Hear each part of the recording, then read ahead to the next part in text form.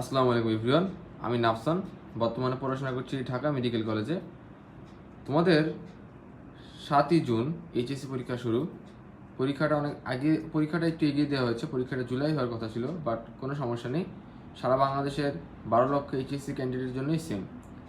এখন তোমরা অনেকে হতাশাগ্রস্ত যে এত আগে পরীক্ষা, আমার তো এখনও পড়া হয় নাই। বাট আমি বলবো তুমি তোমার জীবনে শেষ ট্রাইটা করো, এবং এই ট্রাইটা হবে তোমার বেস্ট ট্রাই। তোমার নিজের জন্য না করলেও তোমার বাবা মা মুখের দিকে তাকিয়ে করো। যেই বাবা মা তোমার এই পর্যন্ত তোমার জীবনে অনেক কষ্ট করেছে। অবশ্যই প্রত্যেকের বাবা মা অনেক কষ্ট করে তার সন্তানের জন্য। তো তোমার বাবা মা একটা আশা নিয়ে আসে যে তার ছেলে A+ পাবে, তার ছেলে ভালো করবে, অ্যাডমিশন একটা ভালো জায়গায় চান্স পাবে। তোমার বাবা মা অনেক একটা আশা নিয়ে আসে। তো তুমি তোমার অ্যাটলিস্ট তোমার বাবা মার মুখের দিকে তাকাই করো চেষ্টাটা। বেশি না, 2 মাস যদি চেষ্টা করো, এরপর 4 মাস অ্যাডমিশন চেষ্টা করবা। সময় আসলে কেটে যায়, সময় কেটে যায়, মূলত সময় কেটে যায়, বাট আমাদের রিয়েলাইজেশন হয়ে পড়ে।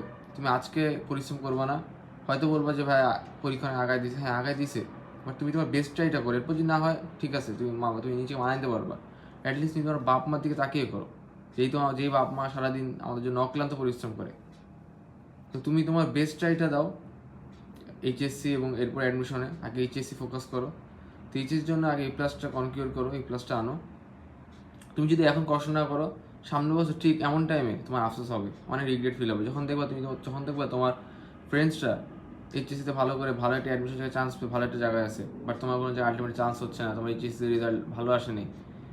কিন্তু এই যে সময় কিন্তু চলে গেলো, এই বছরটা কিন্তু চলে গেলে, সামনের বছর তুমি এমন জায়গায় থাকবা।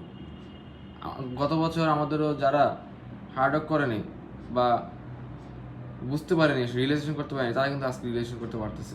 তো তোমাদের কাছে রিকোয়েস্ট থাকবে, অ্যাটলিস্ট তোমাদের যে প্যারেন্টস আছে, প্যারেন্টসের দিকে তাকায় তাদের মনের আশা পূরণ করতে তোমরা কষ্ট করো, পরিশ্রম করো, কারণ সময় চলে যায়। Time and tide wait for none. তোমরা এখন তোমাদের বেস্ট ট্রাইটা করো, ইনশাল্লাহ ভালো একটা রেজাল্ট হবে।